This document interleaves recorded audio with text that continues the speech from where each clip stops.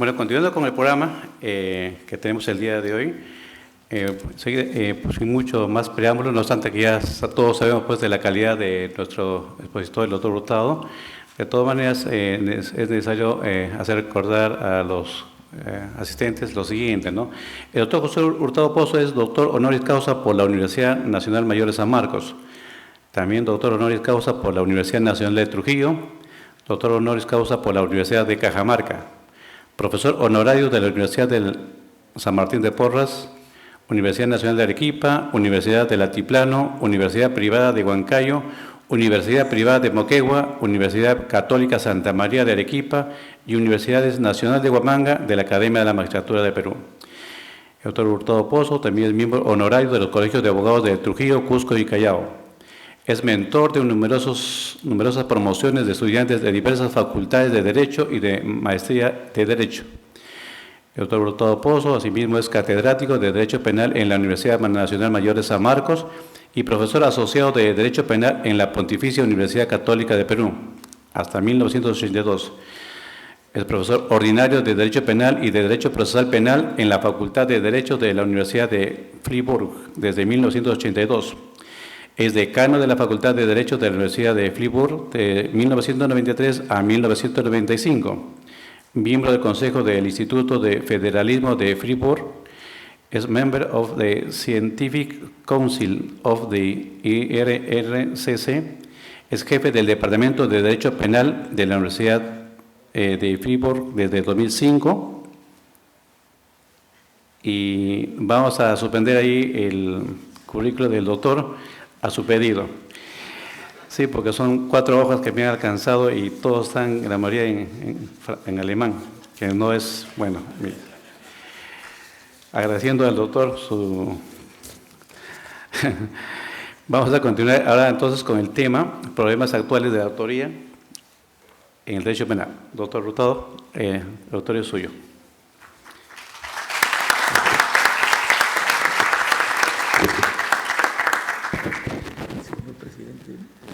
Quiere dispone también, porque no tiene por qué permanecer. No, yo tengo también tiempo, no se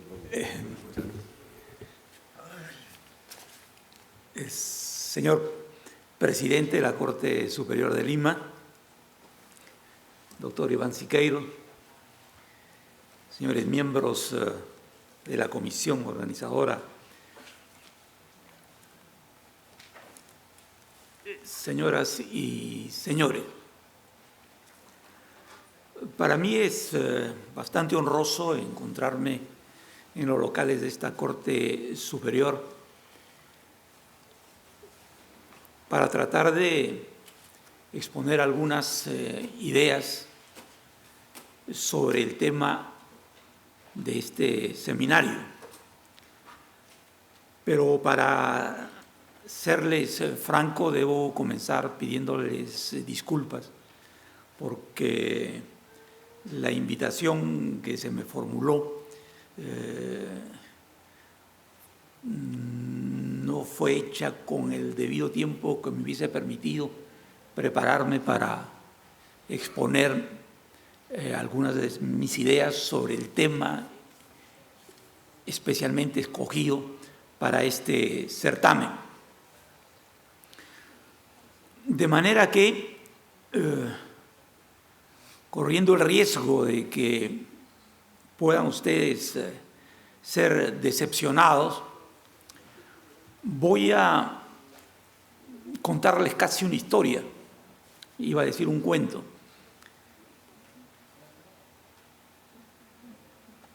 Con la finalidad justamente de presentar quizás de una manera menos complicada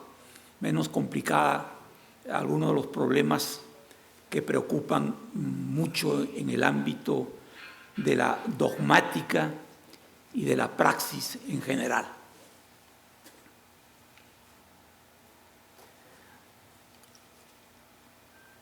En una de las actividades organizadas dentro del marco de un convenio que tiene la Universidad Católica con la Universidad de Friburgo, de la cual soy profesor, vino una delegación de juristas suizos a nuestro país. Y en esta ocasión se produjo una reunión en la cual se intercambiaron ideas interesantes, y es por esto que me dije qué tema voy a tratar y cómo voy a hacerlo ante la invitación que se me había formulado para participar a este certamen. Esa reunión no fue grabada, de manera que lo que les contaré parcialmente de ella pues está confiado a la fidelidad de mi memoria. Resulta que en el primer encuentro, un joven colega peruano señaló que nuestro país, a pesar de su juventud histórica, se había dotado de 13 constituciones y que la última databa del año 1993, no me equivoco, y que en ella se habían consagrado de manera explícita y clara los derechos fundamentales que caracterizan a todo Estado democrático y liberal. Ante esta indicación, un joven constitucionalista suizo que formaba parte de esta delegación se sorprendió mucho y dijo: mi viejo país, es decir, Suiza, tiene una constitución, la primera constitución federal, que data de 1848, fue modificada en 1874 y la última reforma que se hizo fue en el año 1990, y en buena cuenta esta reforma constitucional consistió en la previsión expresa de determinados criterios jurisprudenciales establecidos fundamentalmente por el Tribunal Federal Suizo. Y lo más destacable de esta reforma, señalaba este joven constitucionalista helvético, fue la incorporación expresa en la Constitución de 1993 de los derechos constitucionales no escritos que habían sido deducidos por el Tribunal Federal en una jurisprudencia constante del artículo 4 de la Constitución. Lo que evidentemente para los juristas peruanos resultaba un poco sorprendente debido a nuestro siempre afán de modificar radicalmente las leyes y las constituciones de nuestro país. También quedó estupefacto este jurista suizo cuando se le indicó que en el país, en nuestro país, había un tribunal constitucional y que para garantizar los derechos fundamentales de las personas se habían establecido expresamente instituciones como el habeas corpus, el amparo, el habeas data, y que había un tribunal constitucional, como acabo de decirlo. Y el constitucionalista suizo dijo: en Suiza no hay tribunal constitucional y el Tribunal Federal, que es la máxima autoridad judicial, no puede declarar anticonstitucional una ley que haya sido votada por el Parlamento. Y esto le interesó tanto al joven constitucionalista suizo que se le ocurrió decir: esto me da ideas para proponer en mi país de que se incorporen en la Constitución Federal instituciones tan importantes y que aseguran los derechos fundamentales de las personas en un país como el Perú. El problema se presentó evidentemente cuando en la discusión entre los juristas y colegas peruanos saltaron a relucir determinados problemas propios de nuestra realidad, como la constante violación de los derechos humanos, el hecho de que el funcionamiento y la organización y elección de los miembros del Tribunal Constitucional no sean de la manera más adecuada y correcta, y contrariamente a las mismas normas constitucionales, que la jurisprudencia de este Tribunal Federal sea muchas veces incoherente y hasta contraria a la Constitución misma, lo que había provocado igualmente una situación bastante complicada dentro del sistema jurídico peruano, porque generaba un conflicto entre el Tribunal Constitucional y la Corte Suprema, máxima autoridad en la administración de justicia.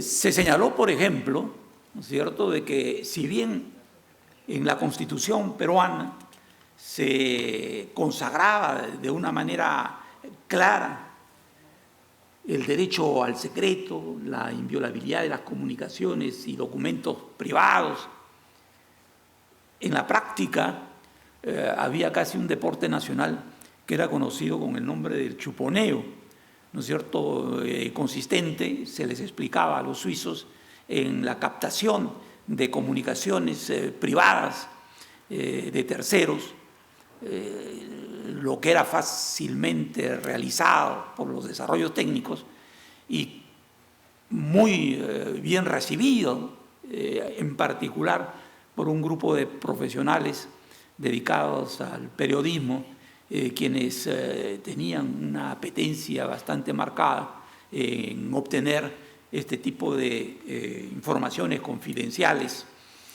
que ponían justamente en riesgo y lesionaban los derechos fundamentales de las personas comprometidas en esas conversaciones.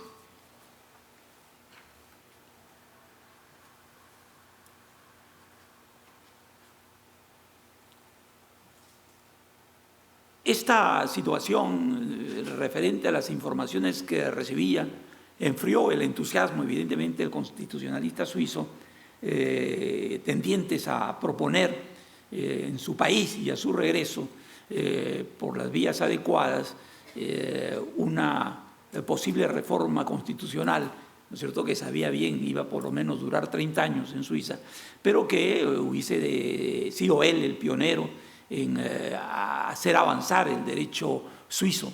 Pero claro, viendo que no funcionaba en el país y que más bien en Suiza sí se respetaban los derechos humanos y que se daban muy pocas leyes anticonstitucionales y que había un control a nivel europeo, porque las leyes federales suizas que hubiesen contradicho la Convención Europea de Derechos Humanos no hubiesen tenido validez. En esas circunstancias intervino muy ufano, muy apresurado, un penalista, ¿no es cierto?, un joven, un profesor peruano, en que afirmaba de que la Constitución no solamente tenía las ventajas que acabo de mencionar, sino que también en el ámbito penal, ¿no es cierto?, habían declaraciones expresas que garantizaban los derechos de las personas en el beneficio de una mejor administración de justicia. Por ejemplo, de que se declaraba expresamente, cosa que no sucede en la Constitución helvética, el principio de la presunción de inocencia, ¿cierto? Nadie puede ser declarado culpable mientras no haya sido debidamente procesado y condenado. De que habían disposiciones aún referentes al sistema penitenciario, en la cual se establecía expresamente que los fines de este régimen penitenciario era el de reeducar, rehabilitar y reincorporar a los condenados a la sociedad, cosa que no era ni indirectamente tratado o mencionado en la Constitución helvética. Lo que desató también este penalista suizo pues un entusiasmo diciendo que habría que llegar también a esta vieja constitución suiza, renovarla y rejuvenecerla, preveyendo justamente disposiciones de esta naturaleza que irían en beneficio de un sistema judicial, penal y penitenciario más humano. Pero al enterarse igualmente, ¿no es cierto?, de que la presunción de inocencia era una declaración casi formal, porque había visto por la televisión peruana escenas en las cuales personas que eran detenidas como sospechosos de haber cometido un delito eran interrogados por policías o por periodistas sobre cómo habían sucedido los hechos, y que estas personas llegaban hasta a declararse responsables de haberse cometido cuando ni siquiera tenían la oportunidad de contar con un consejo legal, ¿no es cierto?, que les hubiese permitido prepararse desde ya, ¿no es cierto?, a una mejor defensa en caso de ser procesados. Se había igualmente enterado de que las penas privativas de libertad en nuestro país evidentemente eran sobre todo ejecutadas en establecimientos que se caracterizaban por su hacinamiento, por su falta de higiene, por la sobrepoblación. Y recordando lo que pasaba en su país, decía, bueno, en Suiza, si una persona es considerada como sospechosa de haber cometido un delito y los medios de información llegan a saberlo, ni en los periódicos ni en la televisión sale imagen de esta persona, o si sale imagen del hecho cometido, el rostro es ocultado y los nombres evidentemente no son proporcionados. Y ningún policía ni ningún periodista tiene la posibilidad de formular preguntas y de interrogar a estas personas, porque eso constituye una grave violación a los derechos humanos directamente, pero también a los derechos de la defensa, en cuanto estas personas pues estarían sometidas en algún momento a la administración de justicia penal. El entusiasmo nuevamente pues decayó enormemente, donde se veía justamente que había una radical diferencia, pero a distintos niveles, entre la formalidad legal común y constitucional y el funcionamiento de la administración de justicia y del ordenamiento jurídico en general.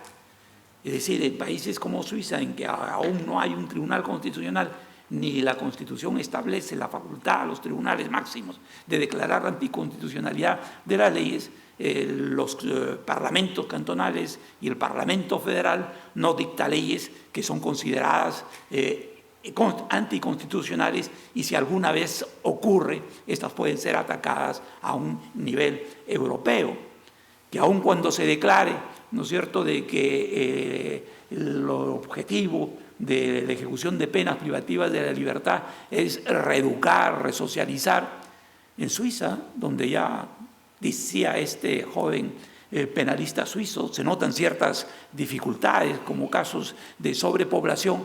Las últimas discusiones que hemos tenido, en particular en el cantón de Zúrich, es de saber, siguiendo determinadas pautas de técnicos médicos especialmente, si no era necesario someter a algunos detenidos bastante psíquicamente alterados a un tratamiento que consistiría en colocarlos en celdas especiales que estarían pintadas de color rosado para que justamente calmasen sus nervios, ¿no es cierto? Llegar a estas sutilidades, evidentemente, en países donde no está expresamente establecido, como lo están en países como el nuestro, los derechos, ¿no es cierto?, a ser tratados humanamente, se ve, y es lo que yo quisiera destacar, ¿no es cierto?, un poco, de que no es suficiente modificar leyes, elaborar leyes modernas, cuando en realidad estas no son aplicadas en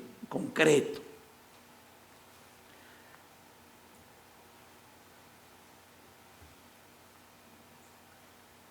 En esto que va, pues, y viene el intercambio de opiniones, un profesor peruano, penalista, muy orgulloso, diríamos, de la situación del derecho penal, de la dogmática penal y de la legislación penal en el Perú, interviene de una manera bastante contundente, ¿no es cierto? Y se refiere al colega suizo que había criticado un poco esta realidad nuestra, diciéndole, pero oye usted, ¿no es cierto? Nosotros en 1924 pusimos en vigencia el proyecto de Código Penal suizo de 1918, que se transformó en Código Penal suizo solamente en 1942.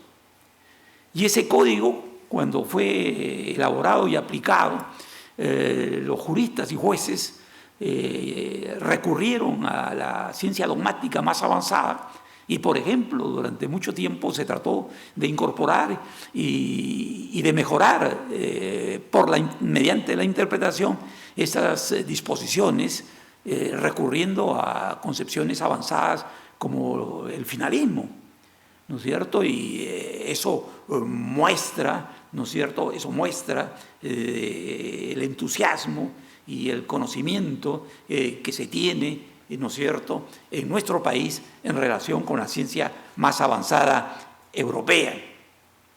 Que ese código de 1924 fue modificado y se elaboró un nuevo código de 1991 en que se abandonó el modelo suizo y se adoptaron modelos diversos y diferentes, con lo que se elaboró supuestamente un código penal altamente avanzado, técnicamente y científicamente, a tal punto de que ha permitido, como está sucediendo en los últimos años, que los penalistas cada vez más informados con la ciencia dogmática alemana incorporen nociones consideradas altamente modernas, como son, por ejemplo, aquellas calificadas de funcionalistas, ¿no es cierto?, en relación con los problemas de causalidad, de imputación objetiva, de nociones generales del derecho penal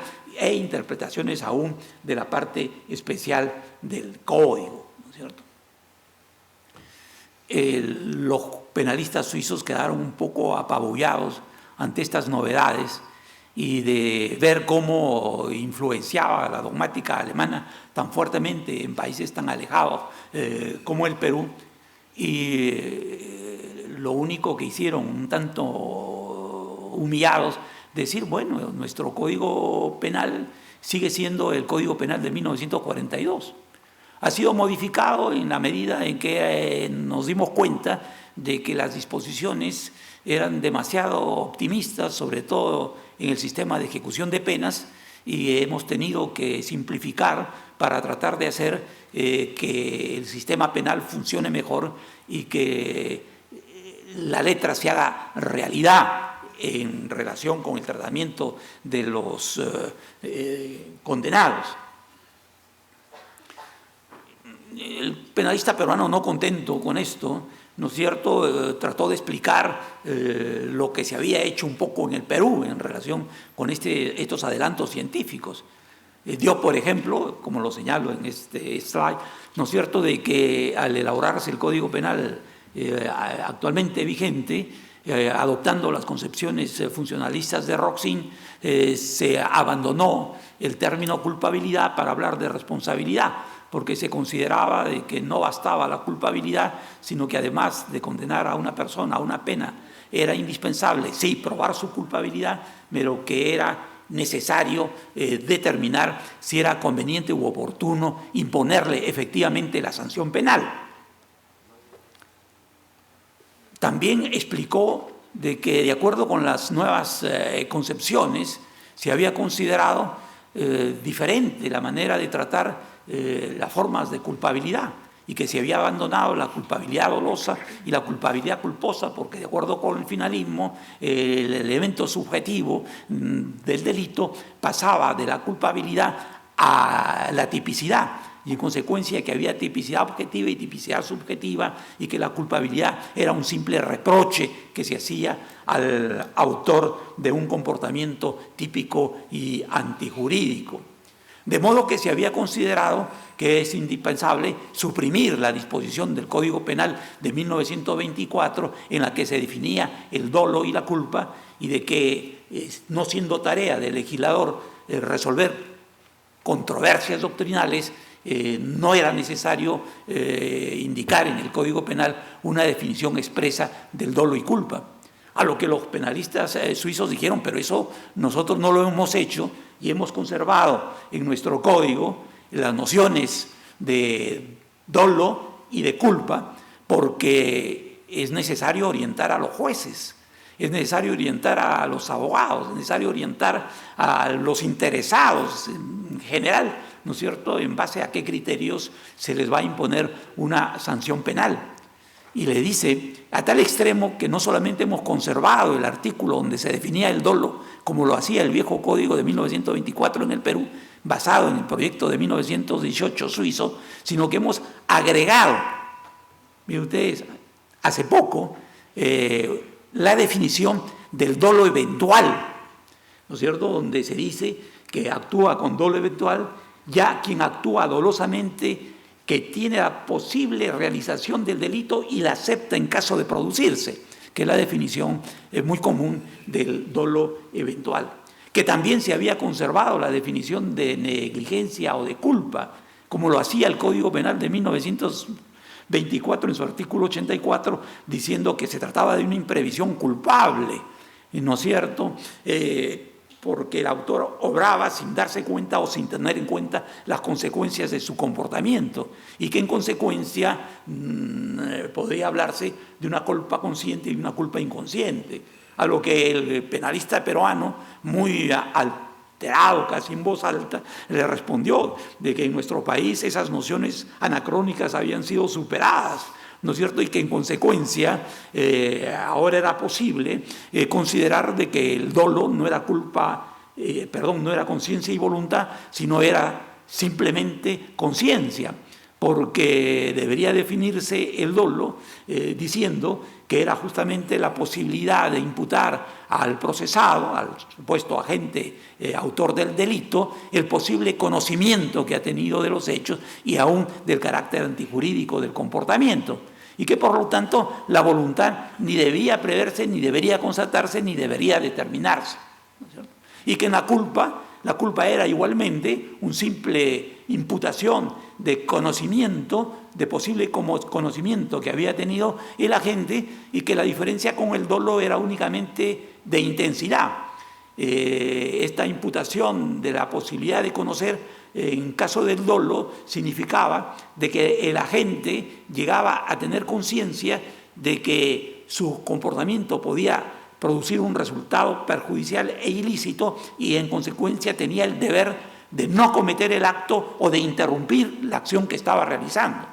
Y en cambio en la culpa solamente la conciencia era de menor intensidad, y el deber que imponía al sujeto que actuaba culposamente era de que debía tomar medidas de precaución para evitar de que el resultado perjudicial se produjese.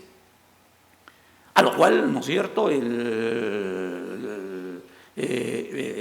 penalista suizo quedó un poco estupefacto, ¿no es cierto?, porque reconoció que si bien en Suiza se conocían y se tenía discusiones en torno a las últimas concepciones dogmáticas alemanas, tanto en jurisprudencia como en doctrina, no se habían creído necesario incorporarlas al extremo como se trataba de incorporarse en países como el nuestro, debido a que el objetivo del derecho penal extremadamente práctico no era tanto discutir y encontrar soluciones altamente dogmatizadas, sino que era mucho más pragmático de encontrar soluciones que pueden ser consideradas justas dogmáticamente, pero más transparentes a fin de hacer que la administración de justicia sea más comprensible para todas las personas, no solamente para los condenados y víctimas, sino para todas las personas. Y esto pues motivó que se continuase discutiendo porque el penalista suizo, peruano, monopolizó la conversación y dijo, no, esto no puede ser, ¿no es cierto? Como ustedes no conocen la dogmática alemana, a lo que los suizos respondían, sí la conocemos. Es que ustedes no conocen a Jacobs. No, claro que sí lo conocemos, pero ese señor es un jurista como cualquier otro. En Alemania sus concepciones no son ampliamente aceptadas y nos sorprende de que en el Perú, un país alejado de la cultura germánica, tenga tanto eco. A lo que los peruanos dijeron que quizás sea debido en parte a que esas ideas llegaban, sea directamente por juristas suizos que habían estudiado en Alemania, sea y sobre todo por la influencia española, país en el cual también las concepciones funcionalistas han adquirido un gran peso. Esto no podía evidentemente quedar así. Yo voy a tratar de aligerar un poco, ¿no es cierto?, mi exposición para no abusar de su paciencia y sobre todo del tiempo que me ha sido impartido. Dijeron, no, estas cosas no pueden quedar así. Vamos a ver casos concretos. Y entonces el jurista peruano dijo, yo tengo un caso que puede ser interesante, que es Rock en Río. No sé si ustedes conocen esto y si es divulgado el caso bajo este nombre, pero es un caso que decidió la Corte Suprema y que procedía de Ancash. Los hechos se sucedieron en Caraz, en donde un pequeño empresario había organizado un festival de danza, de rock, ¿no es cierto?, en una explanada que quedaba al borde del río Santa y junto a un puente colgante. Mucha gente participó y se vendía y se consumía muchas bebidas alcohólicas y ya se imaginan ustedes que con el baile, la bebida, pues los ánimos fueron alterándose un poco y a un momento determinado muchos de los que habían concurrido dejaron el local, la explanada, esto que habían segmentado como pista de baile, y se fueron a bailar sobre el puente colgante. Y comenzaron a danzar hasta el momento en que el puente colgante se cae. Entonces se producen muertes, 2 personas y muchos heridos. Y eso da lugar a un proceso y la Corte Suprema, que conoce este caso, casi literalmente transcribo los argumentos de la sentencia de la ejecutoria, dice que los jueces supremos expusieron que no puede existir violación del deber de cuidado en la conducta de quien organiza un festival de rock con la autorización de la autoridad competente, porque había obtenido una autorización y se había, pues, según los jueces, limitado a actuar de acuerdo con las condiciones que se le habían establecido en el permiso que le había proporcionado, que asume al mismo tiempo las precauciones para evitar riesgos que posiblemente pueden derivar de la realización de dicho evento. Es decir, que actuó de tal manera y organizó de tal manera este baile, ¿no?, este certamen, ¿no es cierto?, de diversión, que los jueces llegan a afirmar que esto implica que se comportó con diligencia y de acuerdo con la autorización obtenida, de modo que no creó ningún riesgo jurídicamente relevante que se haya realizado en el resultado. Con lo cual ya estamos un poco en el ámbito de la imputación objetiva, que supone evidentemente de que el comportamiento, mediante su comportamiento el agente debe crear un riesgo no permitido, y de que ese riesgo permitido debe materializarse en el resultado que es imputado a título de culpa o de dolo a la gente que cometió el hecho. Afirman también los jueces supremos que, por último, la experiencia enseña que un puente colgante es una vía de acceso al tránsito y no una plataforma bailable, como imprudentemente le dieron uso los agraviados, creando así sus propios riesgos de lesión, con lo que nuevamente retoman pues, criterios de lo que se da en llamar la teoría moderna de la imputación objetiva. Y lo hace textualmente, expresamente quiero decir, lo hacen textualmente los jueces supremos, porque dicen que las propias víctimas habían creado una autopuesta en peligro, por lo que debían asumir las consecuencias de la asunción de su propio riesgo, que conforme, textualmente transcrito, a la moderna teoría de la imputación objetiva, en el caso de autos, el obrar a propio riesgo de los agraviados tiene una eficacia excluyente del tipo penal. ¿Y qué consecuencia? No podían ser condenados, tenían que ser justamente absueltos. Lo que hizo reaccionar al juez suizo, que entendía muy bien el español, quien reflexionando un poco y recordando quizás lo que había leído en relación con estas concepciones llamadas modernas de la imputación objetiva, afirmó de que la argumentación de la sentencia de la Corte Suprema no era tan coherente. Pues en la medida en que los jueces supremos admiten de que el procesado, José, que organiza este certamen con la autorización debida y tomando todas las precauciones que le imponía esta autorización, no había creado riesgo alguno. Y si no había creado riesgo alguno, tampoco pues podía calificarse de que se había comportado creando un riesgo prohibido.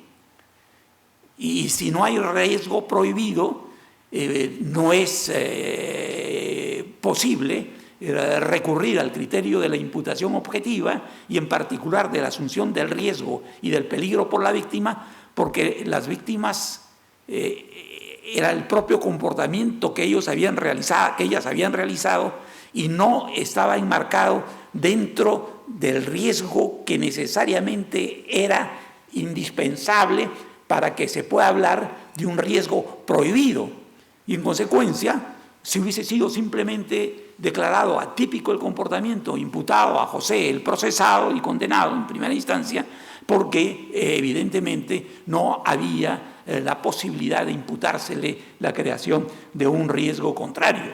Y con consecuencia, la asunción del riesgo de la parte de las víctimas, como lo hacen los jueces citando a Jacobs, era superfluo. ¿Y esto por qué lo afirmó y de esta manera tan tajante? Porque dijo, yo les voy a explicar un caso suizo, que es el Rolling Stones, ¿no es cierto? De Rock en Río pasamos al Rolling Stones. ¿En qué consistía este caso?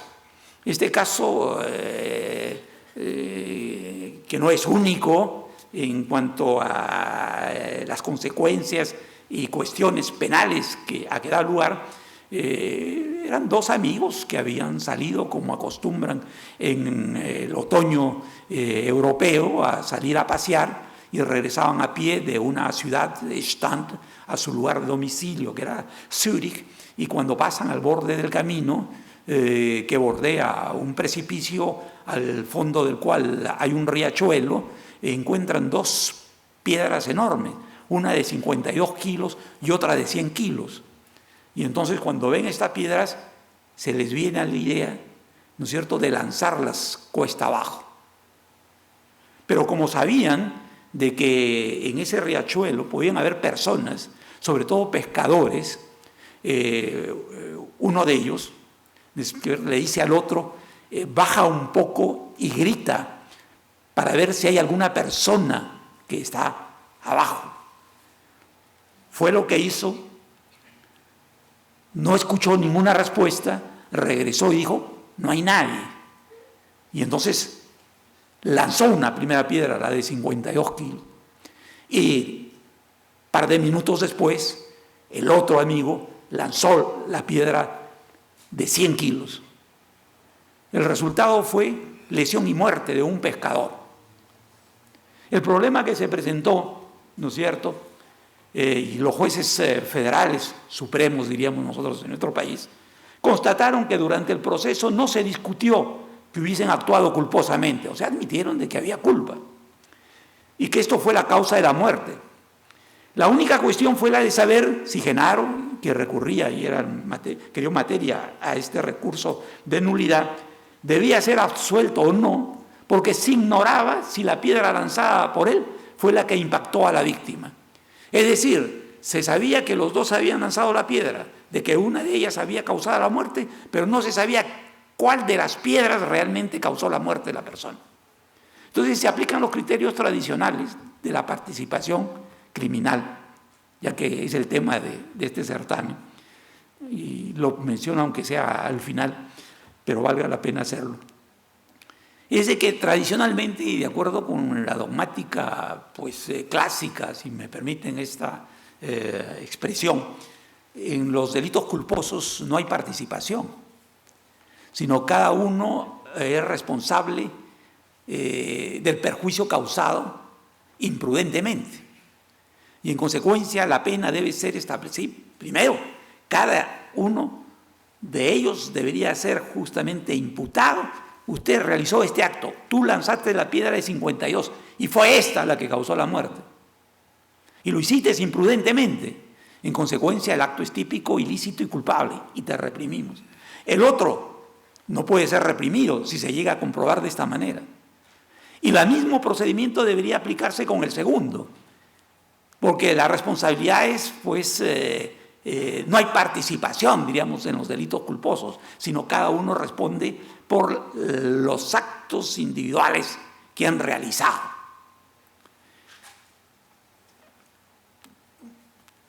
Absolverlos dogmáticamente hubiese podido ser posible si se aplicaban estos criterios clásicos.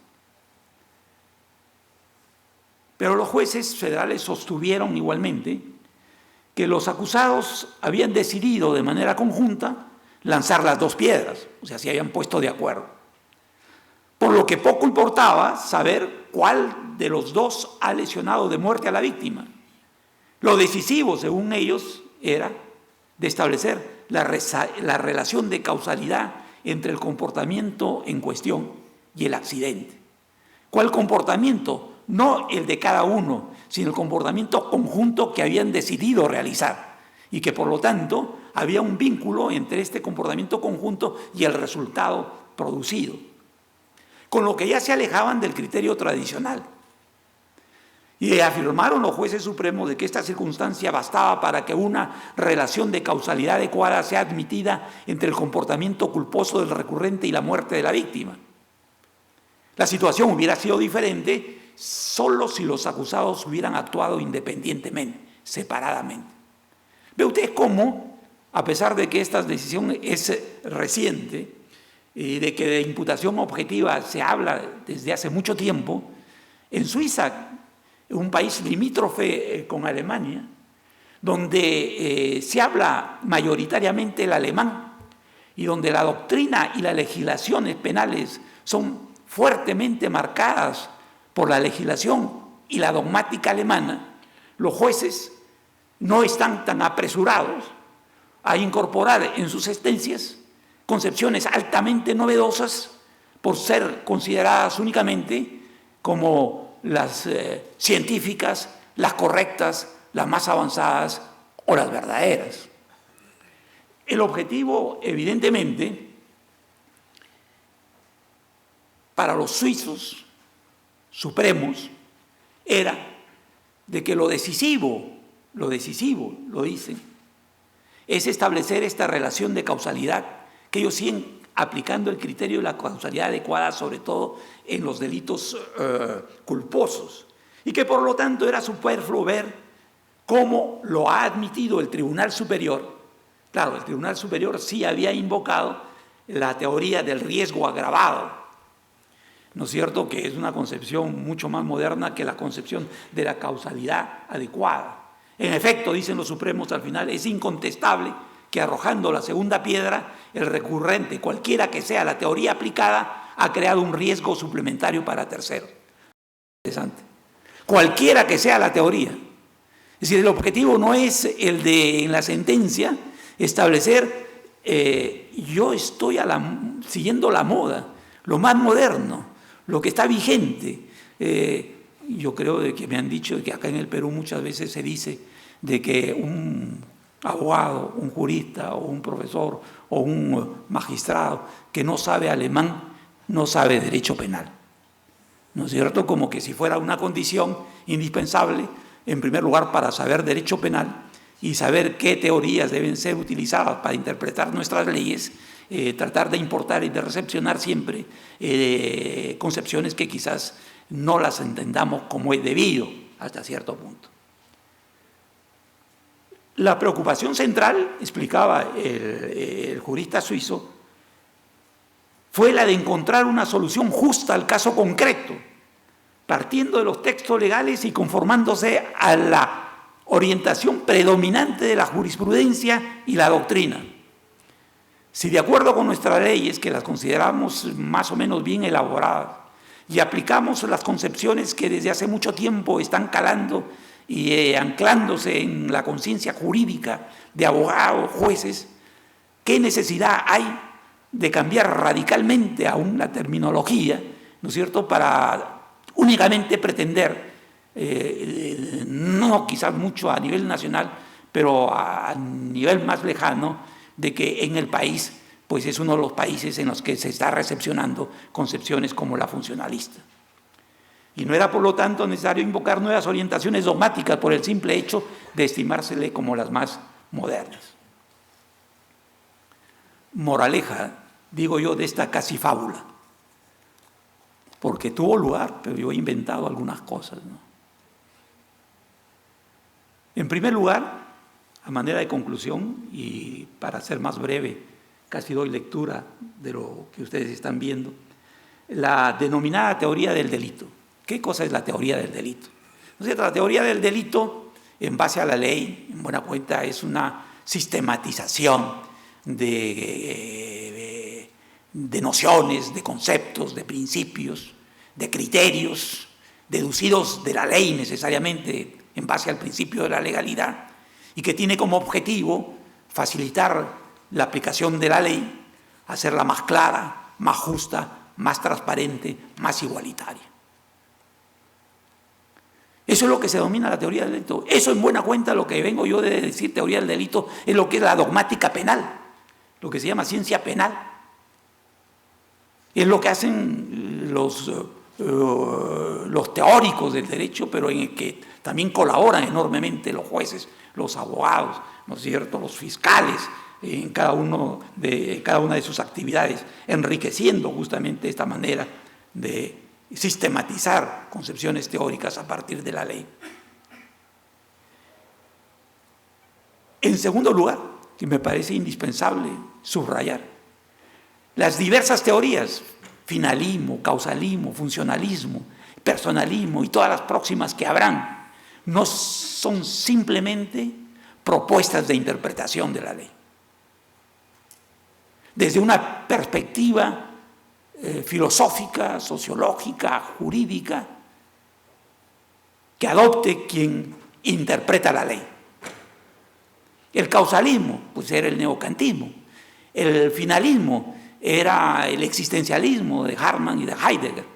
El funcionalismo, pues es de Luhmann, ¿no es cierto?, que tratan justamente de explicar en general el derecho y el funcionamiento de la sociedad, y cada vez que hay en Alemania modificaciones sustanciales en la concepción general del mundo, repercuten en las teorías jurídicas en general y en particular en las penales.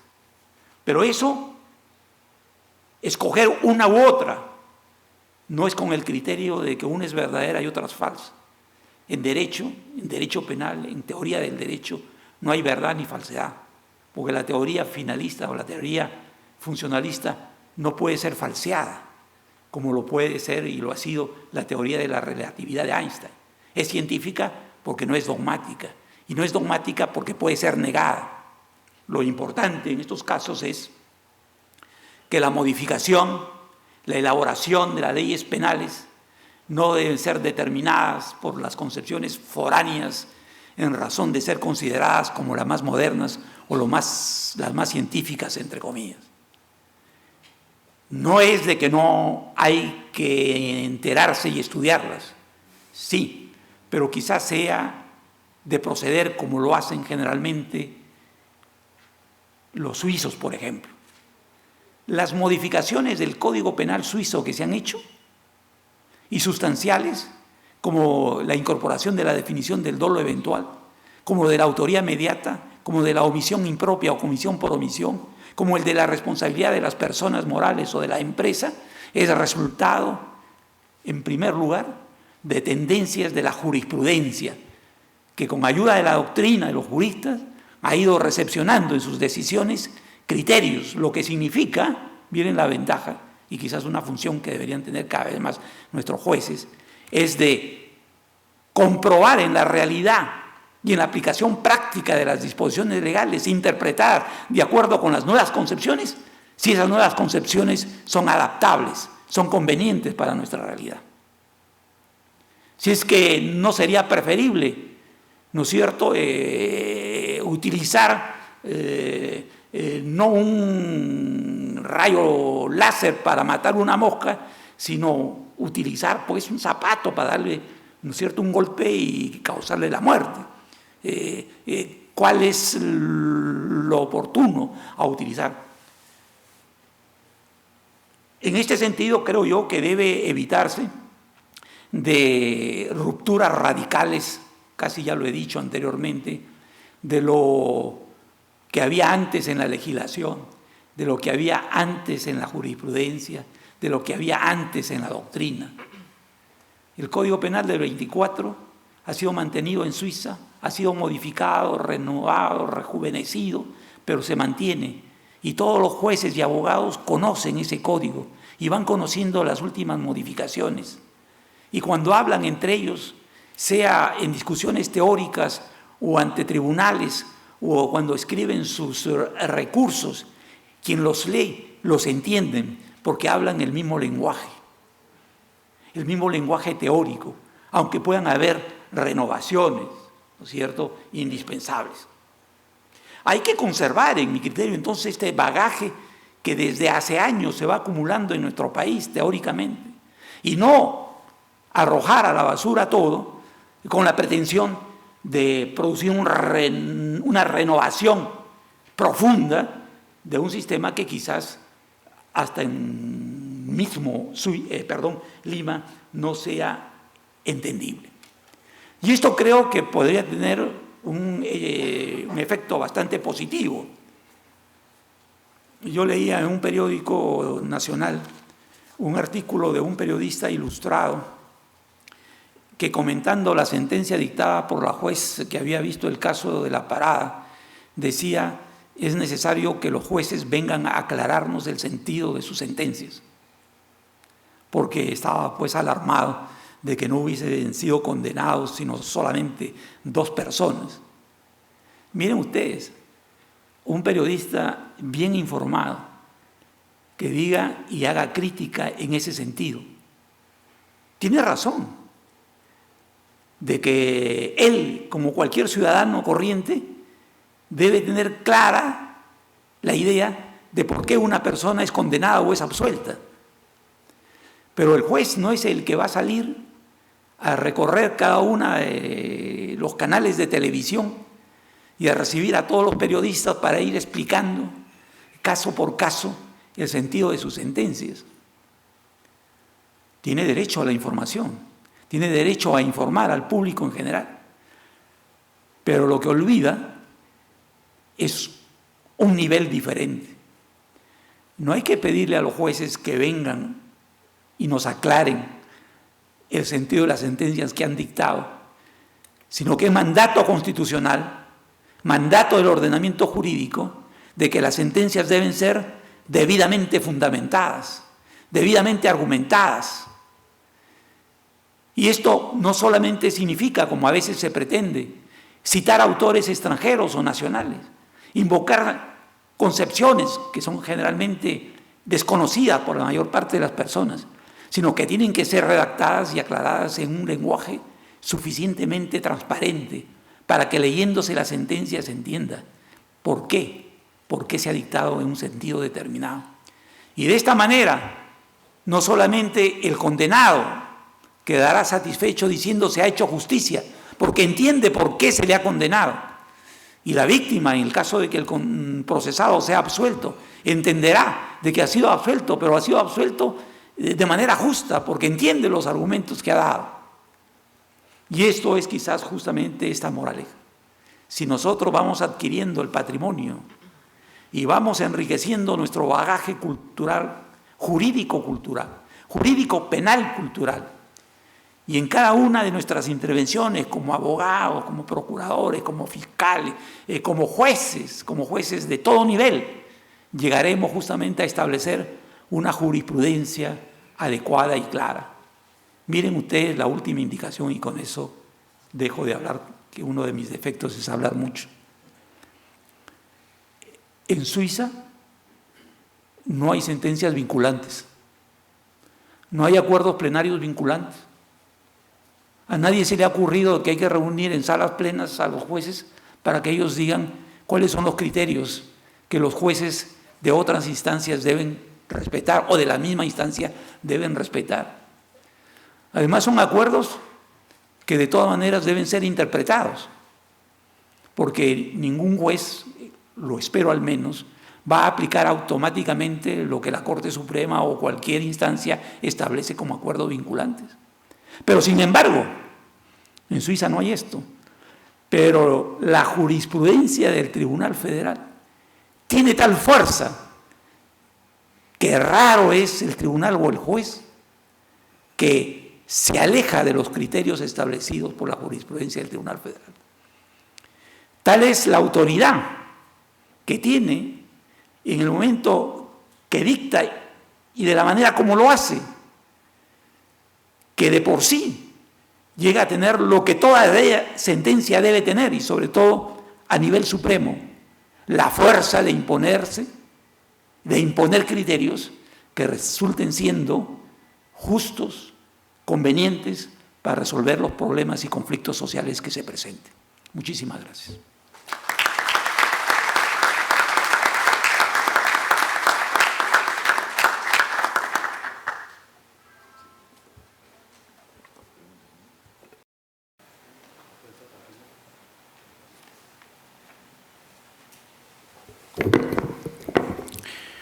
Bueno, agradeciendo al doctor José Hurtado Pozo por el tema que ha desarrollado en esta noche sobre automática y praxis respecto a la participación delictuosa.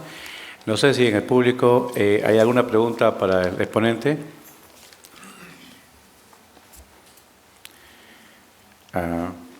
No hay en estos momentos. ¿Sí? A ver, la asistente que está por allá, por favor. Felicitarlo en primer lugar, doctor Hurtado. Como mejor se aprenden las cosas. Hace unos días, una semana me parece, se sentenció aquí en Lima a 3 policías, uno en calidad de autor y uno en calidad de cómplice por la muerte de un ciudadano. El autor fue condenado a título de dolo eventual, un delito cometido con dolo eventual. Se condenaron a los otros 2 como cómplices secundarios de ese dolo eventual. ¿Cómo debemos entender esa participación en delitos cometidos con dolo eventual?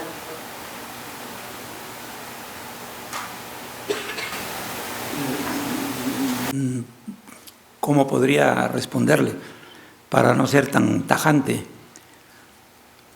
Delito, ¿qué delito era? Homicidio.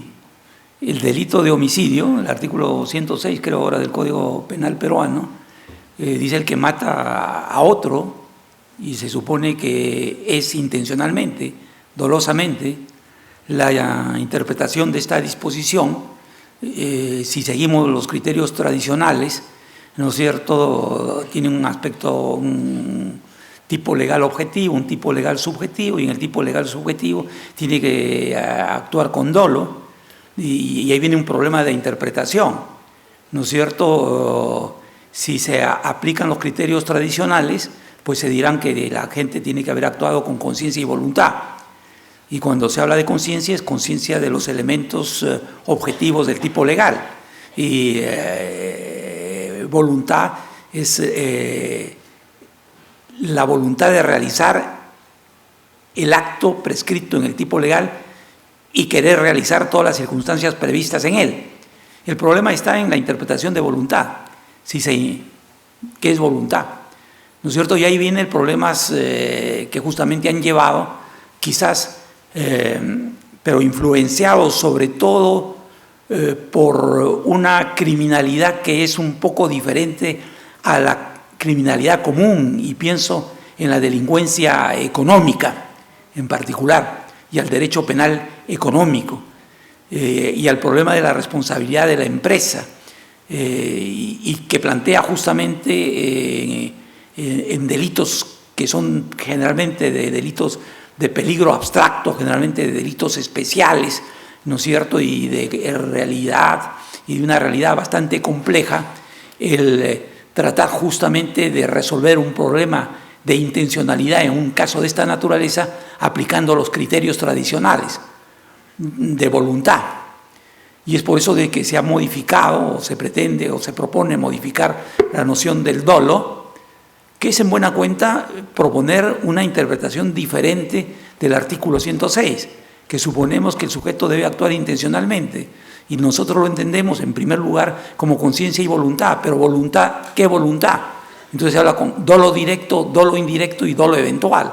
Y el dolo eventual es el sujeto que actúa representándose como posible el resultado, y que a pesar de tener esta conciencia continúa actuando de la manera como lo hizo, y acepta, asume, hace suyo la realización del resultado perjudicial, en el ejemplo suyo, la muerte de la víctima.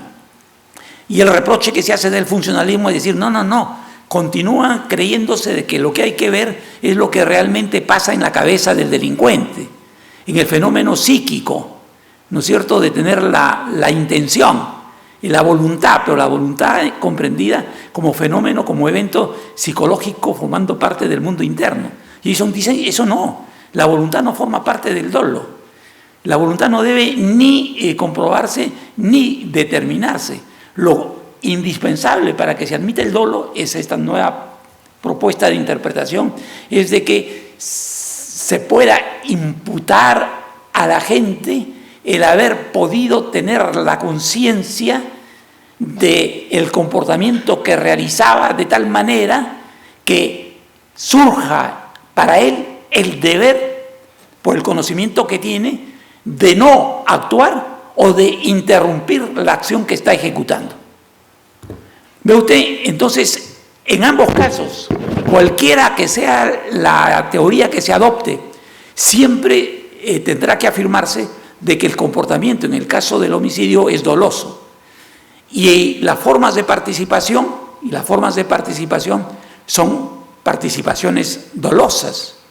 Salvo en casos como el del Rolling Stone, que he dado en ejemplo suizo, donde ya el Tribunal Federal suizo no es que ignore las últimas concepciones modernas, sino que hasta abre la puerta para que sea posible hablar de una participación en un comportamiento culposo, como es este comportamiento conjunto de dos personas.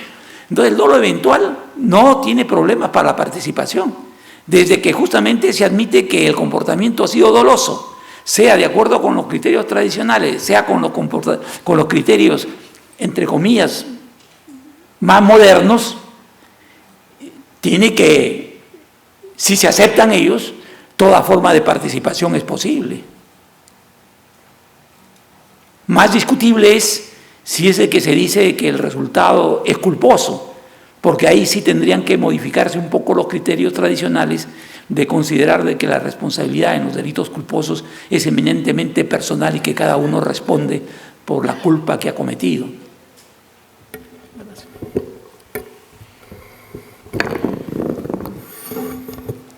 ¿Alguna otra pregunta, profesor? Sí, a ver.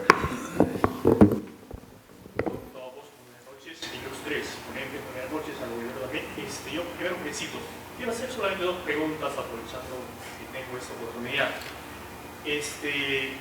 Carlos Parma y el doctor Aroni creo que son de la tendencia de que Latinoamérica debe tener su derecho penal propio, un poco en contraposición a la corriente dogmática alemana.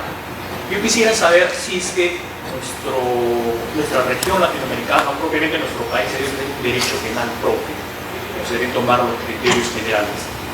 La pregunta número 2, a propósito de la pregunta anterior, este caso de Utopía, que ha sido un caso muy sonado, que hasta el día de hoy yo quisiera entenderlo, se inició como delito culposo. Después de un largo trajín en el proceso propio del proceso, la Corte Suprema, a quien siempre nosotros respetamos y por los criterios y por la jurisprudencia que sacan, convirtió esa figura o ese hecho de homicidio culposo, convirtió en doble eventual, y al final sentenciaron a los imputados por homicidio doloso. Yo quisiera saber cuál es su posición en este caso particular. Gracias. Voy a tratar de hacer más rápido, porque de lo contrario vamos a tomar mucho tiempo. En derecho propio, ¿no? Entendámonos. Yo respeto mucho, si así lo han considerado Palma y Zaffaroni, es de que no puede haber un derecho propio latinoamericano, ¿no? Me explico, partiendo de lo más global. El derecho penal en cualquier país, al menos de raigambre eurocontinental, ¿me comprende?, debe estar basado en el respeto irrestricto de los derechos fundamentales, lo que da una cierta unificación del derecho y de la legislación de los diferentes países. No estamos más en la época en que habían corrientes que pretendían la unificación del derecho. Recuerde usted el Código Penal tipo latinoamericano. El objetivo era crear un Código Penal tipo para todos los países de Latinoamérica. Yo mismo he participado con colegas europeos, sobre todo españoles y latinoamericanos, a la elaboración, que no llegó a culminarse totalmente, de un Código Penal hispano-latinoamericano. O sea, que para todo el mundo hispano establecer una legislación penal. Esta tendencia ha sido abandonada, ¿no es cierto? Aún en Europa, con la Comunidad Europea, uno de los sectores que menos ha logrado unificación es el derecho penal, por considerarse de que es fruto más de las sociedades de cada país, de cada cultura. Eso tampoco no es tan cierto, pero con eso quiero subrayar un hecho que me parece a mí fundamental. Pretender a un derecho nacional. Todo nacionalismo es un poco negativo,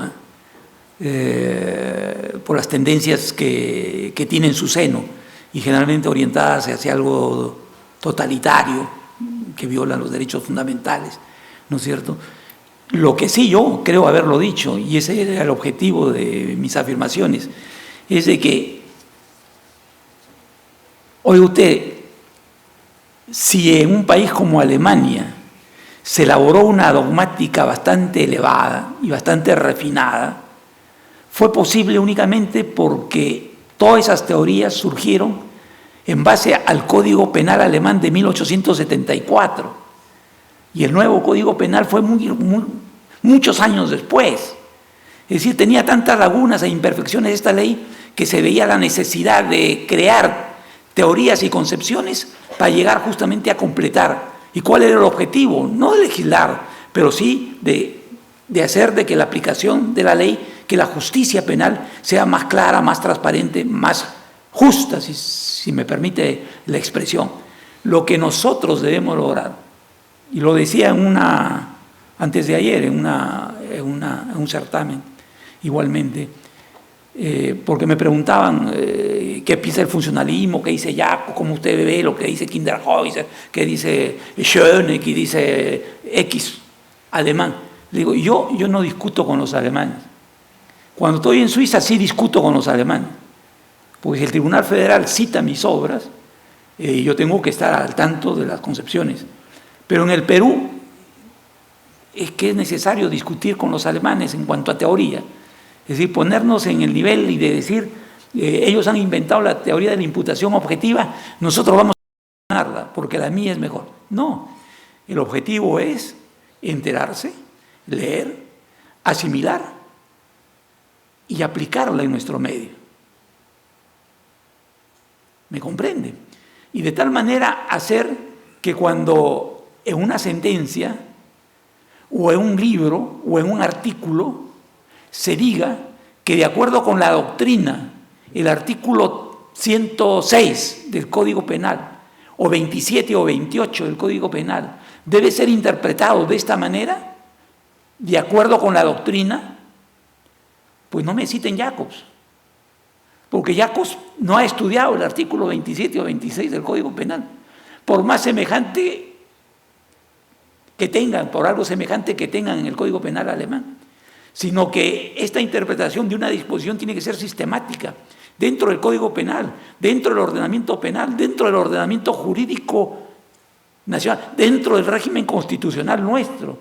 Y entonces ahí sí, a veces uno lee un artículo peruano en relación con la participación en los delitos de dolo eventual y aparece según la doctrina, según nuestra doctrina dice tal cosa. Y uno ve el pie de página y solamente son alemanes o españoles. Quiere decir que en Perú no se escribe. No, nosotros tenemos que llegar a elaborar una doctrina peruana en el sentido que está basada en nuestra ley, en nuestra disposición. Que sean ideas que vienen de otros, sí, pero han pasado por el sedazo de la adecuación a nuestra realidad. ¿Cómo puede transformarse algo que es culposo en doloso? Ese es el sentido final de su segunda pregunta. Yo no conozco el caso en detalle, Lo conozco y no es una manera de sacar el cuerpo para responderle, pero yo creo que sí va a poder entender mi respuesta. No entro al problema procesal, si la calificación de culposo o doloso está como no, eso no lo veo porque estamos hablando solamente del aspecto positivo. Pero usted, cuando se aplica la ley, se recurre a lo que generalmente se llama el silogismo jurídico. La premisa mayor la ley, la premisa menor los hechos, la sentencia viene a ser la conclusión. Pero este silogismo jurídico no se aplica automáticamente, mecánicamente en el derecho. ¿Por qué? Porque, para comenzar con la premisa menor, los hechos también tienen que ser interpretados. Todo el proceso de investigación policial, fiscal, judicial que tenga lugar en todo el proceso es llegar a determinar cuáles son los hechos que deben ser juzgados, que deben ser imputados al procesado. Y entonces la interpretación de esos hechos puede variar a cada instancia. Y entonces unos hechos que puedan ser considerados los hechos, ya no solamente los hechos, sino la perspectiva con que se vean los hechos, y que necesita justamente aplicarse la premisa mayor, que supone necesariamente una interpretación, porque tanto los hechos como el derecho es interpretado. El hecho y la ley son interpretados. Y entonces se interpretan los hechos que ya no son vistos en la misma perspectiva que los vio el juez en primera instancia, sino son vistos de otra manera, de otro ángulo. Y al mismo tiempo se interpreta la disposición legal y se llega a decir, no, acá no solamente hay culpa, sino también hay un dolo, aunque sea en dolo eventual. Oye, y esto no es caso raro, yo le voy a contar un caso, si me lo permiten un minuto. En Suiza, el problema capital es justamente de la diferencia entre culpa consciente y dolo eventual. El Tribunal Federal, de manera constante, siempre ha estado más bien por admitir, en los casos extremos, la culpa en lugar del dolo eventual. Pero se presentó un caso que fue repetido días después por otro semejante, y es un automovilista, uno de estos conductores bárbaros que conducía en la autopista de Ginebra a Lausanne a 250 kilómetros por hora, cuando lo máximo permitido son 120 kilómetros por hora, o sea, iba al doble. Y en una vuelta de la carretera atropella a 2 policías que estaban en sus motos al borde de la autopista, controlando justamente el tránsito vehicular. Los atropelló y les causó la muerte. Eso fue tratado en primer lugar por las primeras instancias, si usted me permite simplificar, como un caso de homicidio culposo. En el Tribunal Federal cambiaron de criterio y dijeron: a un conductor que se comporte de esa manera y vaya a esa velocidad, sabiendo de que en las autopistas circulan vehículos y hasta pueden circular peatones, porque un caso sucedió en verano donde hay jóvenes que hacen el dedo, ¿no es cierto? Se tiene que haber necesariamente representado como posible el causar un accidente. Y se siguió conduciendo a esa velocidad y se representó como posible ese resultado. Podemos afirmar de que con eso admitió, asumió, en alemán se dice in Kauf nehmen, o sea, hizo suyo la posibilidad de que ese resultado se realizara materialmente, con lo que afirmaron el dolo eventual. Los hechos fueron interpretados de otra manera y el código, que no definía aún el dolo eventual, fue interpretado de otra manera, se definió de la manera que vengo de decirlo, el dolo eventual, y lo sancionaron. No, el Tribunal Federal es solamente un tribunal de casación, quebró la sentencia y ordenó nuevo juicio por otro tribunal. Entonces, que esto suceda en el país nuestro, yo creo que es posible teóricamente que se dé, y se dé sin mayores problemas. Muchas gracias. Entonces, al doctor José Hurtado Pozo, damos por concluida su participación y en estos momentos el presidente de la Corte Superior de Justicia de Lima le va a hacer entrega de un diploma por su participación. Señor presidente. No sabemos cómo retribuir.